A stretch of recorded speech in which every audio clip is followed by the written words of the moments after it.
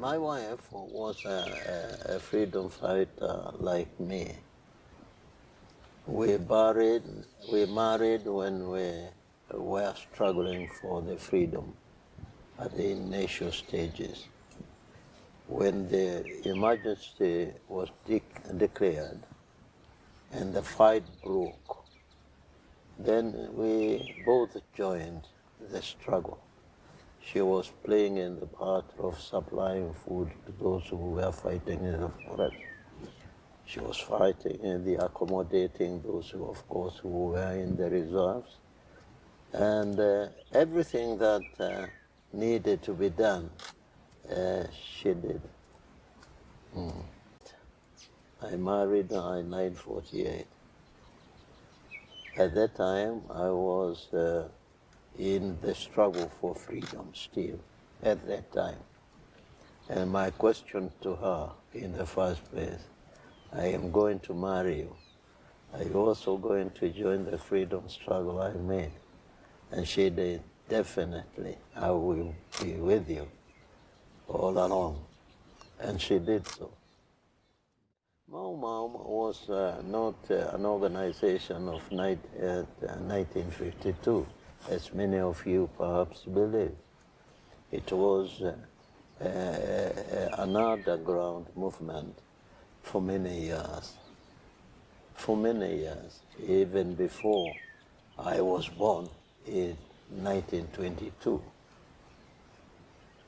And because the colonialists entered our country without our permission.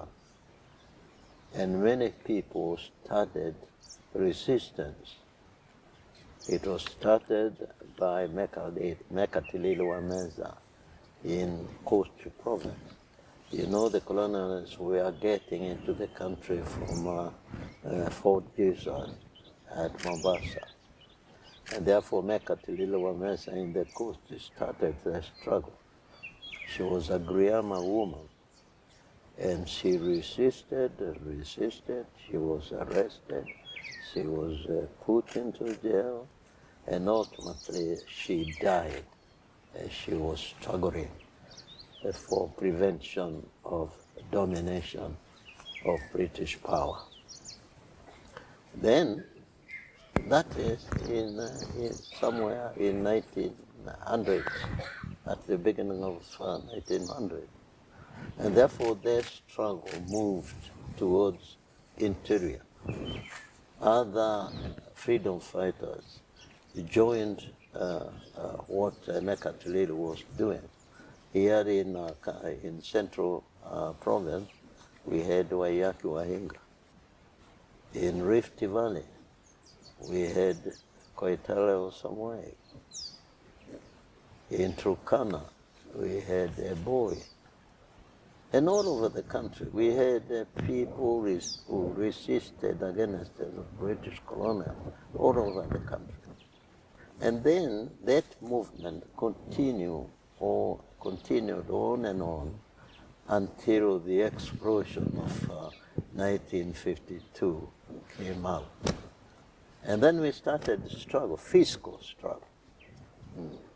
All along, all the years was correspondences, writing to the colonial office without reply. And therefore, when you come to 1950, you say, enough is enough. They are not answering our memorandum. Therefore, we will try another way, a plan B. That was it.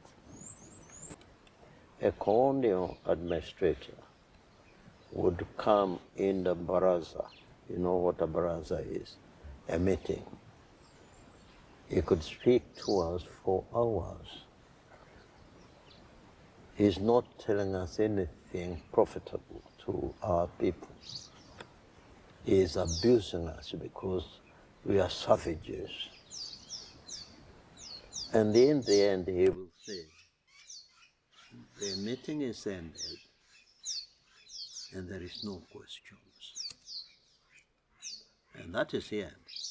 If you raise a question, here you are put into cells because you have questioned an officer of the government. We were not, we were restricted in education. You could only be educated up to standard 4. If you tried to go to standard 5 to further your education, you would be asked, are you a European to go to standard 5?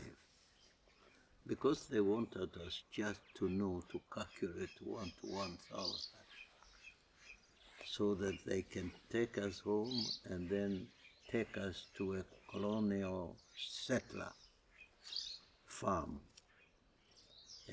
who is doing a dairy farming so that we can be clerks to count how many cans they milked that morning, or in a farm belonging to a coffee farmer, calculating how many debbies, how many tins of corn that was harvested on that day. And then you continue with that work until you are an old man. Your son comes in, he also educated up to standard 4. He takes you a place of your, that was a circulation of poverty, circulation of slavery all the time. And therefore we say, no, we cannot live. We want our children to be educated as far as they can go. And to be able to do that, there is no other way other than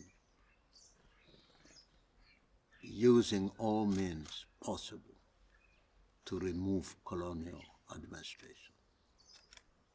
And that is what we did. That is when we had the Mau Mau armed struggle. They killed a lot of our people, many people, because we did not sophisticated arms. We were just fighting almost without arms. That is the position of the colonial government with us during that time. Now, being a Kenyan, who was among the people who were being abused and being ill-treated in every manner of ill treatment, then I decided that I will join other people like me who feel we are oppressed. That is how I got to it. My father, at the beginning, was one of those who started resistance. And he enlisted me as a young man to be used by those who were before us, taking letters or calling or someone to go and ask so-and-so to come to the meeting. And then I continued that way until when I became mature. Then they registered me. At the Mau Mau, during the Mau Mau struggle, I played the role of a strategist. I went to Tanzania, I went to Uganda to enlist people, people who were working there, who are working in Tanzania, so that they know what we are doing at home. They can join us. Anything they can do when they are working there, they can do for the boosting of our activities here in Kenya. That's all. That is how we started. But we ended victoriously. Yes. So were you out of the country for the main part of the struggle? You were in Uganda, you were in Tanzania, or were you in Kenya for much of the time? Very much in Kenya. In Tanzania, I was going to fetch people who were working in Tanzania, and they are Kenyans. Who are working in Uganda, and they are Kenyans. Because we wanted to involve every Kenyan, if we could, to be a Mau Mau freedom struggler. And what was required to become a Mau Mau? Because there's lots written about the oathing ceremonies and everything else. Were you a part of that whole process? Or can you tell us about how that worked to be initiated? All you are wanted to do is to agree that you will join the struggle for independence. Only that. That is the only qualification. Then when you say that, you have to take an oath. You have to commit yourself. That one we called oath of commitment. Oaths are not bad things to do. They are done even law courts.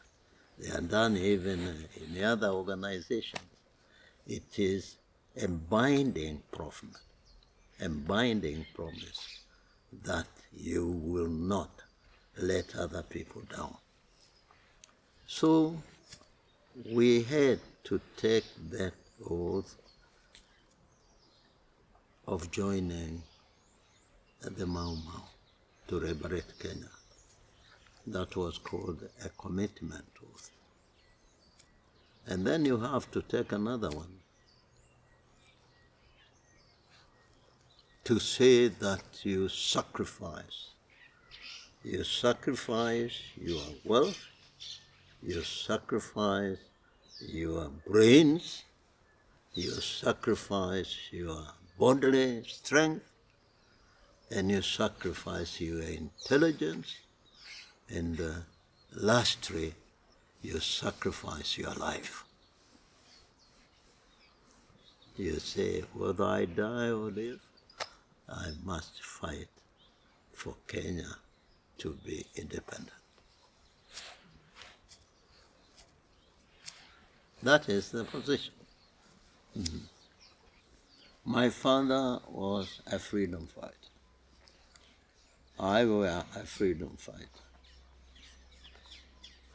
We were picked up by my father together, and then we were put into the detention camp for 7 years in Manda Island.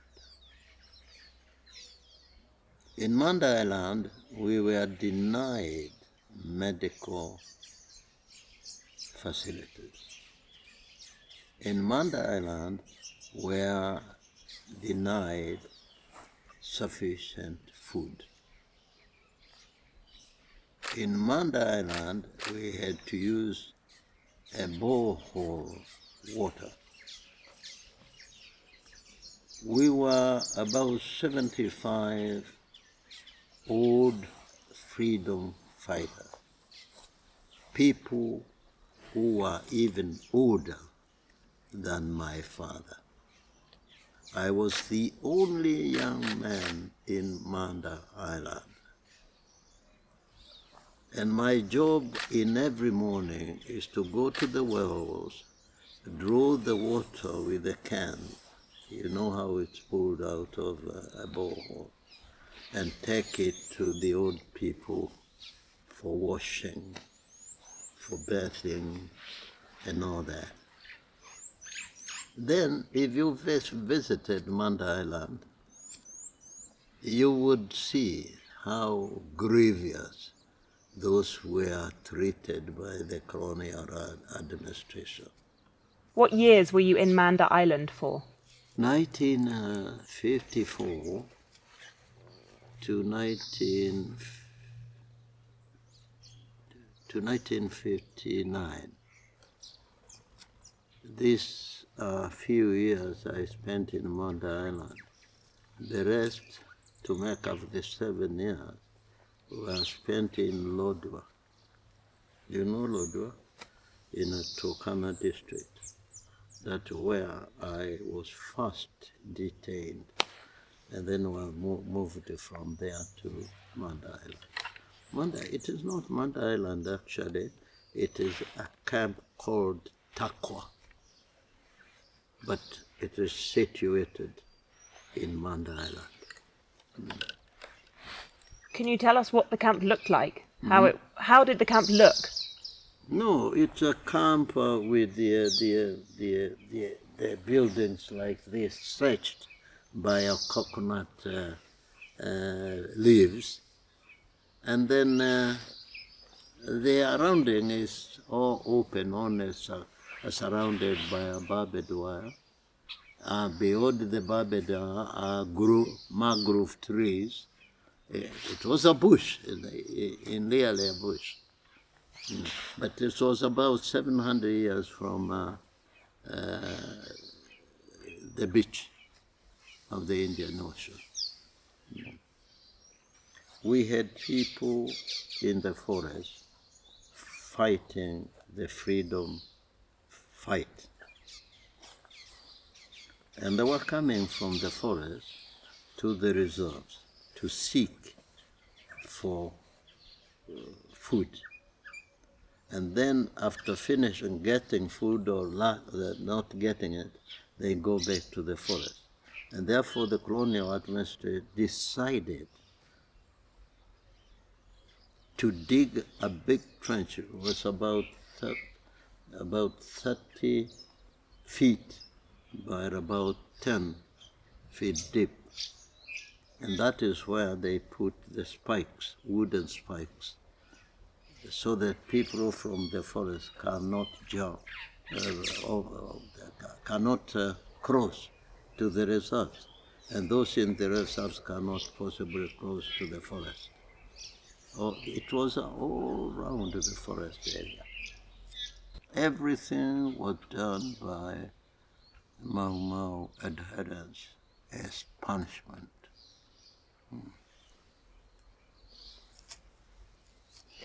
And what was your wife doing while you were in Lodwar and in Manda Island? She was being treated in what we called emergency villages, where all the wives, all the mothers, all the children, all the goats, all the cows, all the utensils of a known Mau Mau freedom fighter or a suspected Mau Mau freedom fighter were enclosed. They were beaten there. They were denied food there. They were denied medical services there. And everything that we called them torture villages, because they were purposely established to torture our children, our mothers, our wives, when we are in conventional detention camps. There were no exceptions. All the people known to be Mau Mau, or suspected to be, had to suffer all the punishment. There was a First World War. That war was in 1914. It started 1914, ended in 1918. Then there were the soldiers who served the British battalions And because they wanted to colonize Kenya, all those who left the army during disbursement of the armies were given land here in Kenya. How were they getting the land?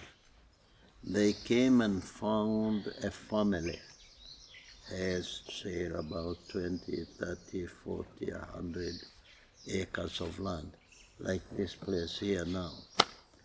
And these people are ordered to move out so that that soldier can occupy that land. It was done so to many, many soldiers who served the First World War, and many, many soldiers who served in the Second World War. Therefore, this is how they fed Kenya with the settlers from British land. Did your father fight in the World War? Yes, he was in the First World War. He is one of the instructors who was now showing the young people how to use arms. Yeah.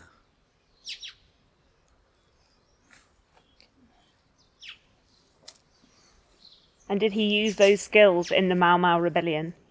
Did he use those skills, the skills that he learned from the war? He was teaching the newcomers in the struggle how to use the guns. We had guns ultimately. We went on and on and on until we acquired guns. His father was my great trainer. He put me into the organization, and he had to show me everything that he wanted me to do. And between 1952 and 1954, were you fighting in the forest, or were you working on the strategy? What were you doing at that time? Now, at that time, we are the people who started the guerrilla war in the towns of Nairobi, Mombasa, Nakuru, and Kisumu. The forest, I did not go to the forest, because when we started the struggle, the guerrilla war in these towns, then it came a time when the British government wanted to collect us all and put us into detention camp. And that is where some of the guerrilla freedom fighters moved to the forest. At that time, before I was caught in the middle here, I was caught and put into detention camp. Do you remember, I mean, you must have a very vivid memory of the day you were caught? Yes, of course. It is in 1953, somewhere in March. I cannot remember exactly the day, but I know it's somewhere in the beginning of the year. Can you tell us about the day? What happened is that we had a meeting in Nairobi. I have told you that we were the people who were working to collect, to find the arms and to see where we can get them. And we had a meeting in Nairobi in a particular place called Grogan Road. Well, when we were sitting and making our arrangements what to do on that day, then a security force came to that and stopped inside there, and they caught us all, the people who were there. They took us to Keleleshwa police station. We stayed in Keleleshwa police station for about 3 months, and then we were moved to detention camp. The first detention camp was in Athi River. Athi River, we stayed on Athi River for about 1 year, and then we moved to Lodwar. About 2 years then, they moved from there to Takwa for 4 to 5 years. We, at the end of 1959, I think the British Prime Minister declared that Kenya will have, he said in English, Kenya will have a wind of change. And then all the battalions here in Kenya were started being mobilized to go back to use. And therefore everybody knew perhaps this is coming, our freedom that we were fighting in the forest. Then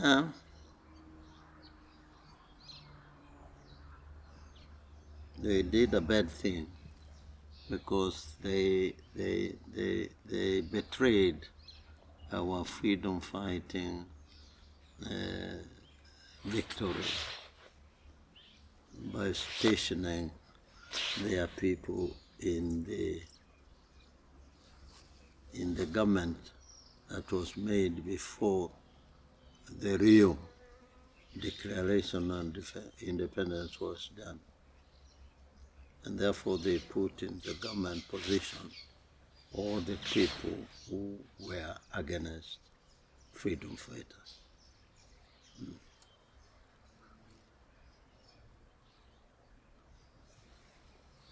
That is why we are not completely enjoying what we fought for. Why would you say that? Why would you say that? Because we were fighting for the people to get wealth, to get educated. Not very many people of belonging to the freedom fighter lineage who were now educated up to their wishes. The reason is that they don't have money to educate their children to that level. Just because they are not the people who received the independence. If they are the people who received the independence, they would have been employed in good positions to be able to educate their children. They would have perhaps started establishment where they could have made money to educate their children well. That did not happen. It was a complete betrayal.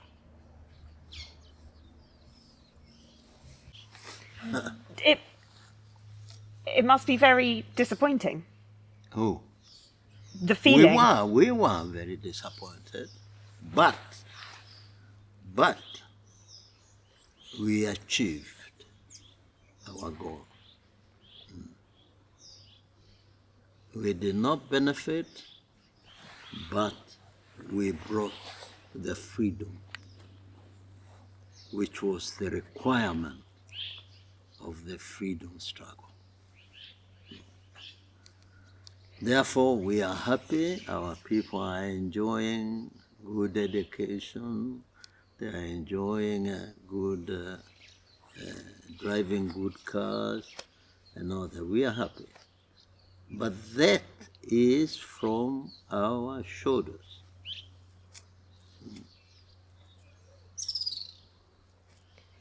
Have you personally and your colleagues had the recognition that you would like? Not as yet. Not as yet. About 2004, I went to a national constitutional conference, and I was able to move a motion to be recognized in our constitution. That is there now.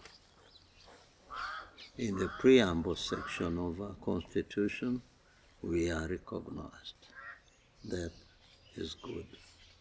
A day is also set aside called the Mashujaa Day, the Heroes and Heroines Day.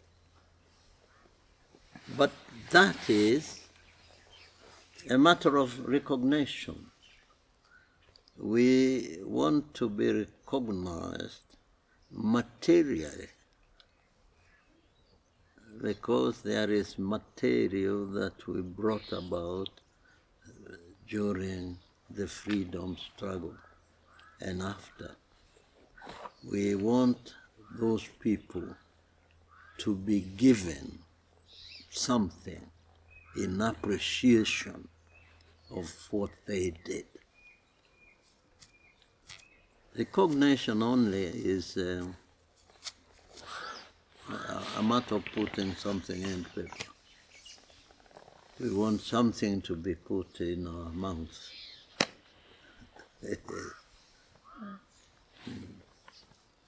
In the Veterans Association, do you have the ladies who were part of the fights?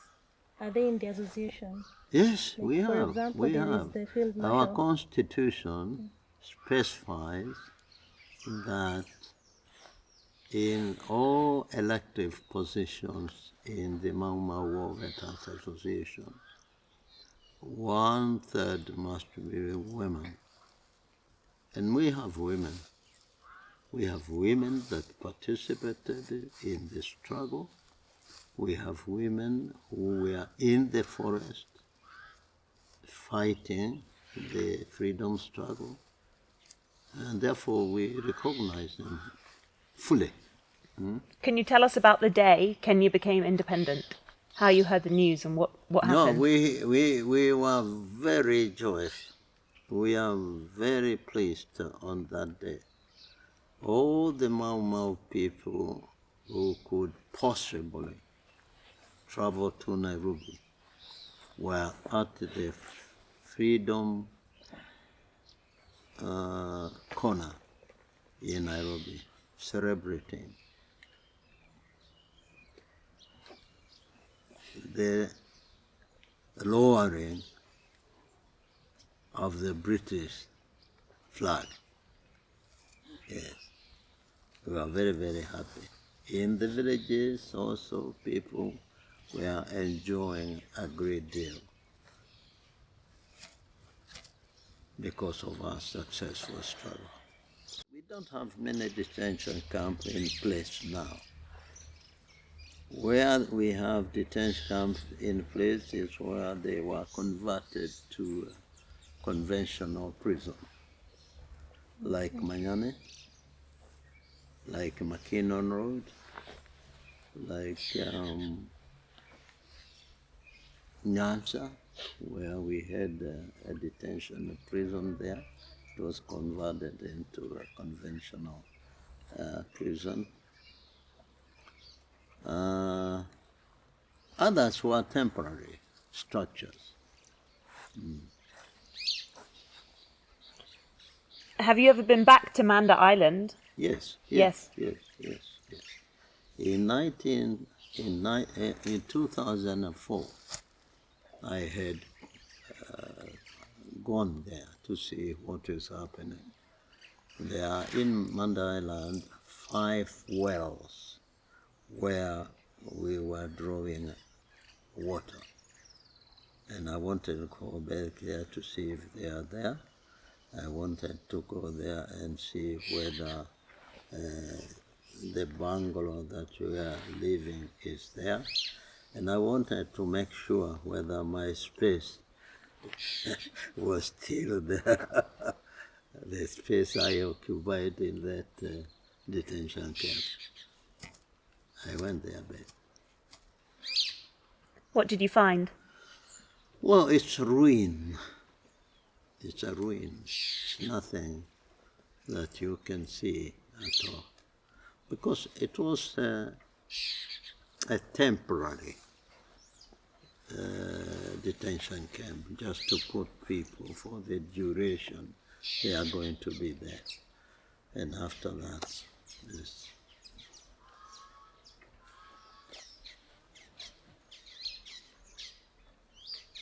What was your space like that you referred to at Manda? What was your space like? You said you had a space. What was it like? That space was 3 by 6, where you had to lay your sisal mat and sleep there. And interestingly, we were placed together with my father. He had his mat here, and next to him is my father's mat. So when I turn in the morning on my right, I find my father sleeping on that mat. That was only a psychological torture, to think badly about what is happening when my father is lying in that small place, and my father also seeing his son. It was bad experience.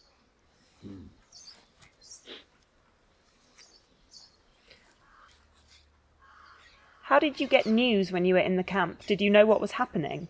Or did you hear nothing? Yes, we had some of the warders in the camp who cooperated with us, and they were bringing us newspapers.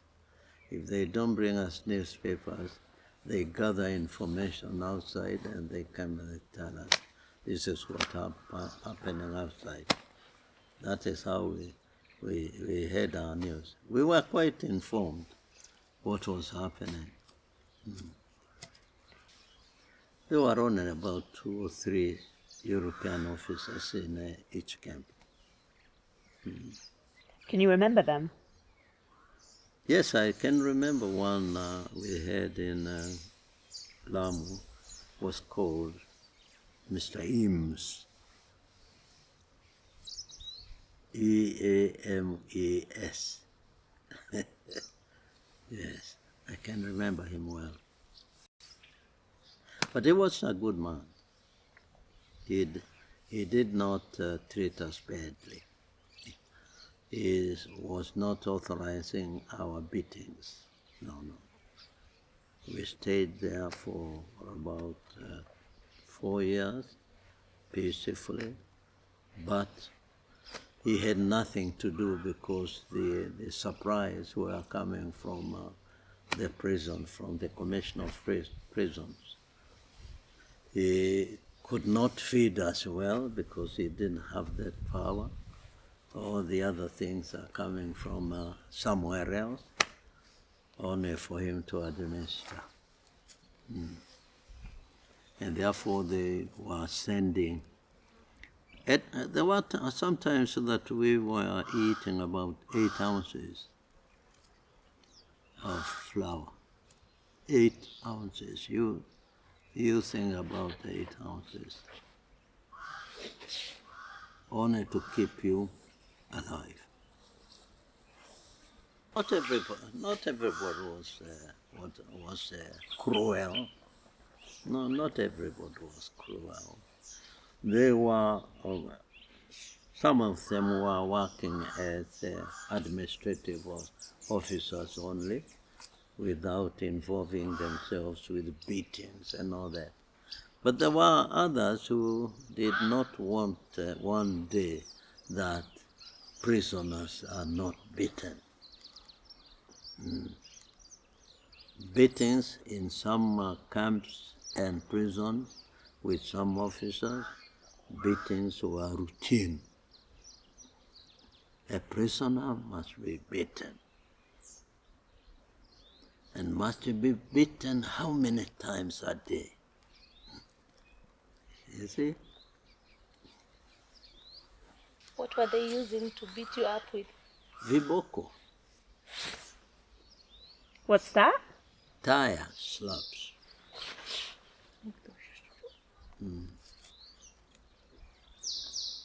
These were the things, were the weapons that were using to beat us.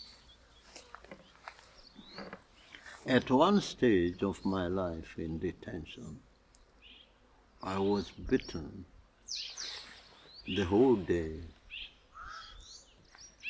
until I did not feel pain any longer. And then when I was taken back to the camp where I was living, I prayed, God, can you let me die so that I cannot go back to that place tomorrow to be beaten the way I was beaten today. But unfortunately, I did not die. I woke. And then I was taken to another. God made the arrangement that I was not taken back to where I was beaten. I was brought to another camp. I cannot remember them because they were not doing a good job. And you know they are not speaking to you. It is impossible even to know his name. I am knowing only the name of Eames because he was cooperative, he was talking to us, he was giving us chances to play basketball in the camp. Therefore we knew this is a good man. Yeah. Did your father have the same treatment as you? Yes. There were no exceptions. A Mau Mau is a Mau Mau. And according to the camp regulations, he must be beaten. No matter how old, no matter how young, he must receive beatings. At the time and times that is ordered to be. That is our experience in detention camp. I watched my father being beaten. He watched me being beaten. It is not something that was done in a separate way. We not only my father, I saw other old people being beaten, I saw other young men being beaten, because we are in a camp and we are in a space like this. And askaris are put there, go and beat them. Then you are seeing everything that is happening. The loyalists were only interviewing us and urging us to leave the Mau Mau movement. This is what we called confessions. Confessions that you must say, from today I will no longer pursue this freedom struggle. And sometimes you will be released, sometimes you will be given food to eat, enough food to eat, that kind of thing. Now saying I leave it, it means I forsake the struggle that I am following to get my country freed. Therefore, and I told you, we had promised with the commitment undertakings that I will fight to the end. To the end meant, if you die, you die. To the end means, if you You bring victory, you bring victory. Therefore, it is not very many people say that I forsake the Mau Mau struggle for independence. Many people who were detained were hardcore. They believed in that, and they believed they will finish. And they finished. Did you see anybody die because of the beating? Did you see anybody have to go until... Many of them, not one. Many beaten, died, and then we are ordered to remove the corpse from the area, and that we did. It's a simple thing to do. We were hardened by what we saw, what we experienced in the struggle for Mau Mau.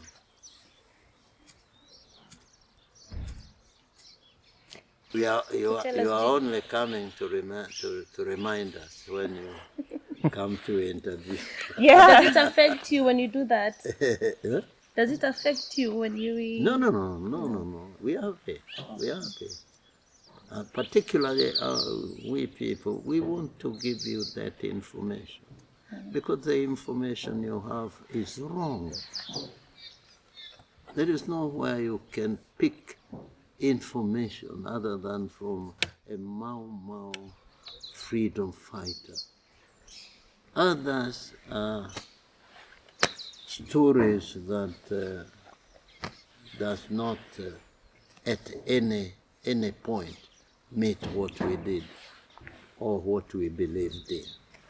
No. Sometimes people write stories in the universities, and sometimes we look at what he has said, and we think, well, he's a professor. What did he learn in his university? Foolishness or something? Because he says something, nothing about our struggle. He does not seek information, he just thinks and say, oh, Mau Mau ran in the forest. No, we did not run in the forest. We were strategizing our actions, you see, so that we can come out with a victory. And that is what has happened even in Europe, everywhere. People have fought for their freedom. That is the thing they always do.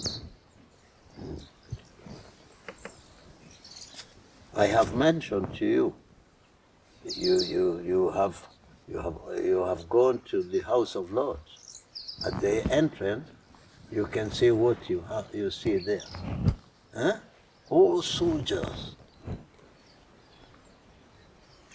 defending the rights of the people of England. What is wrong with us defending the rights of the people of Kenya? I'm glad that you said that you're comfortable with sharing the information, because that, you know, what we really want to make central to what we're doing is your stories from you and from your colleagues and other veterans. We are quite comfortable. It is not something that we want to hide. It is something that we wanted to be known by the world.